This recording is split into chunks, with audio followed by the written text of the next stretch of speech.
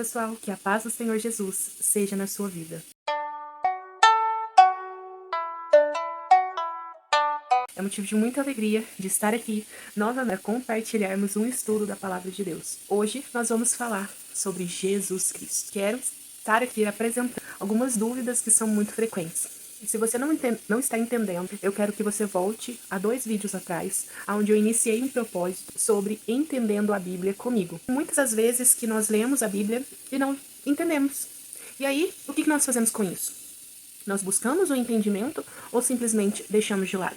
Então, eu estou fazendo uma série de vídeos para que você possa compreender a Bíblia. Quero te convidar, se você não pegou o seu caderninho, que você pegue a sua Bíblia Sagrada, sinta-se à vontade, pause o vídeo. Se você tiver alguma dúvida, deixe nos comentários abaixo, que nós vamos estudando, vamos conversando, e eu tenho certeza que você só vai se apaixonar cada vez mais pela Bíblia. Estes estudos, eles são com base na referência de um aplicativo bíblico, que é a Bíblia JFA, offline. Eu vou deixar o nome certinho para vocês aqui também buscarem através dessa Bíblia.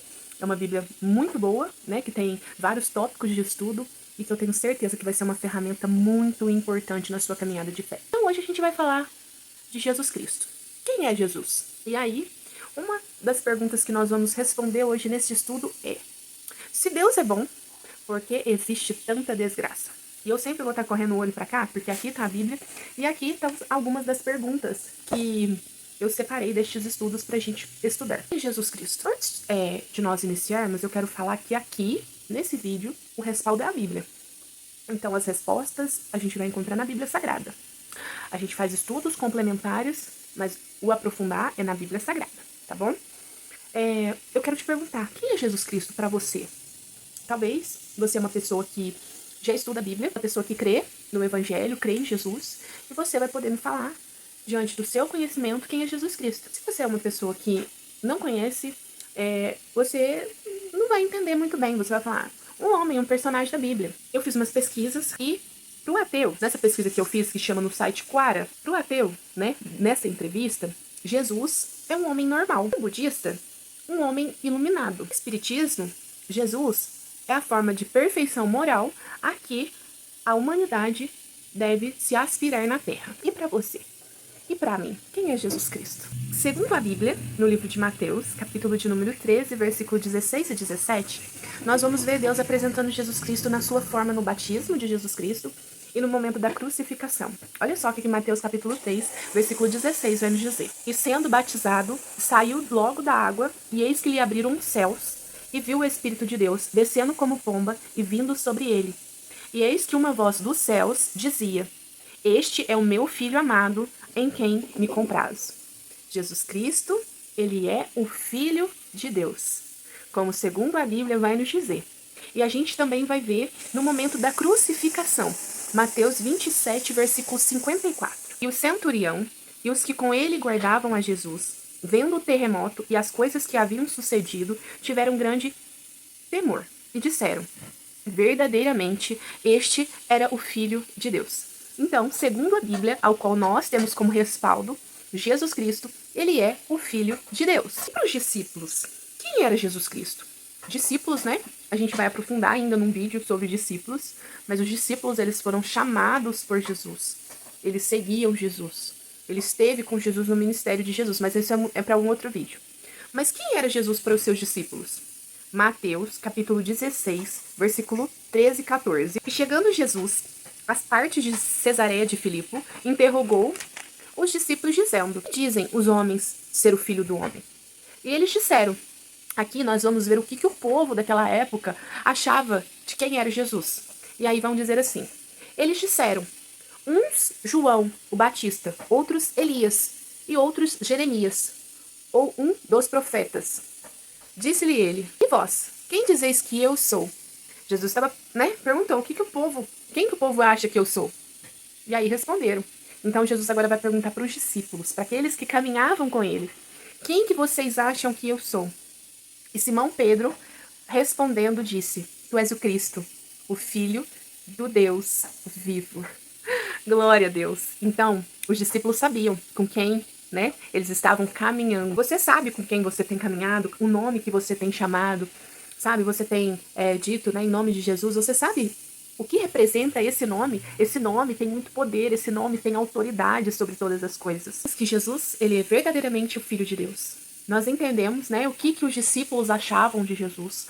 Nós entendemos o que o povo daquela época achavam de Jesus. E aí, agora, mesmo segundo a Bíblia, como que eu tenho certeza de que Jesus é o Filho de Deus? Nós vamos ver promessas lá do Antigo Testamento sendo realizado no Novo Testamento. Como, por exemplo, como, né, o Senhor Jesus seria gerado. Nós vamos ver em Isaías capítulo 7, versículo 14, que vai acontecer em Mateus capítulo 1, versículo 18 ao 24. Outro momento que nós vamos ver na Bíblia é onde iria nascer Jesus. Nós vamos ver essa promessa lá no livro de Miqueias, capítulo 5, versículo 2, acontecendo lá no Novo Testamento, no livro de Lucas, capítulo 2, do versículo 1 ao 7. Ou seja, promessas que estava lá no Velho Testamento, que aconteceu no Novo Testamento. Então, essa é a certeza que verdadeiramente Jesus é o Filho de Deus. Para que Jesus nasceu?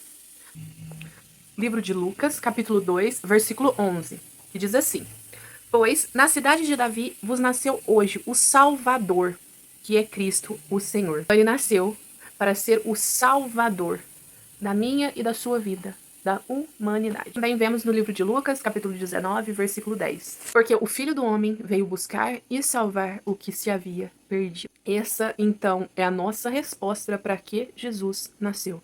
Jesus veio ao mundo para nos salvar. E salvar? Mas como assim? Por que eu preciso ser salvo? Lá no livro de Gênesis, nós vamos ver a intimidade que Deus tinha com Adão, né?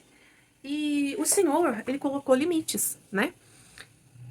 Falou para Adão que ele poderia dar o nome às coisas, poderia viver, né, no jardim. Mas um limite que Deus pôs foi que ele não comesse da fruta, né? Que ele não... Porque certamente, no dia que ele fizesse isso, que ele desobedecesse a Deus, ele morreria. Ali, a serpente, ela vai ser astuta. E ali, ela vai falar para eles, não, vocês não vão morrer, né? E o que acontece? Eles comem e eles não morrem. Quando a gente fala aqui do ato morrer, Deus, ele não estava falando do ato morrer somente fisicamente. Ele estava falando espiritualmente, sabe? Ele estava falando que a partir dali seríamos mortos espiritualmente. Através daquele pecado nós estaríamos mortos. Então, se eu estou morta espiritualmente, eu não estou vivendo, eu estou sobrevivendo. Então eu preciso de algo para me voltar a ter vida. E quando Jesus veio, morreu, o meu corpo, ele não vai deixar de passar pela morte do corpo, mas a morte espiritual nunca mais, porque Jesus pagou o preço para que nós tenhamos vida. E vida é algo espiritual, ou seja, a minha e a sua alma não mais condenada, porque Jesus pagou o preço. Ou seja, todos nós pecamos. Nós, né? Nós fomos destituídos da glória de Deus. Então precisava, no caso, né, de alguém pagar o preço para que nós voltássemos à vida. E esse alguém, Jesus. Então, por que preciso ser salvo? Porque eu estou morto espiritualmente por causa do pecado. Por um único, o pecado entrou. E através de um homem só, né, o pecado, ele saiu. Ou seja, eu ainda passo pela morte, eu passo pela morte do corpo. Mas a morte espiritual não mais, porque Jesus pagou o preço por mim e por você. Se Deus, ele é bom, por que vemos tanta desgraça no mundo? Será que Deus, ele não se importa conosco? E aí a gente vai para a Bíblia. No livro de Isaías, capítulo 59, verso 1 ao 4. Eis que a mão do Senhor não está encolhida, para que não possa salvar, nem surdo o seu ouvido, para que não possa ouvir. Mas as nossas iniquidades fazem separação entre nós e o vosso Deus. E os vossos pecados encobrem o seu rosto de vós, para que não vos ouça. Porque as vossas mãos estão contaminadas de sangue, e os vossos dedos de iniquidades, e os vossos lábios falam falsidades, a vossa língua pronuncia perversidade. Ninguém há que clame pela justiça, nem ninguém que compareça em juízo pela verdade. Confiam na vaidade e falam mentiras, concebem o mal e dão à luz a iniquidade. Nós estamos vestidos pelo pecado. Então não é sobre um Deus mau, mas sim criaturas mergulhadas no pecado. Porque a Bíblia vai falar, eis que a mão do Senhor não está encolhida para que não possa salvar. Isso, o profeta Isaías vai falar algo que nós vamos ver isso através de Jesus Cristo, a partir do livro de Mateus, que veio senão a nos salvar. Então a mão do Senhor, ela não está encolhida para nos salvar, para nos abençoar, para nos libertar. É o livro de Josué, capítulo 1, versículo 8.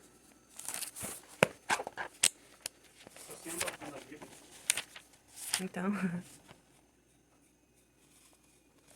não se aparte da tua boca o livro desta lei. Antes, medita nela dia e noite, para que tenhas cuidado de fazer conforme a tudo quanto nela está escrito, porque então farás prosperar o teu caminho e serás bem-sucedido.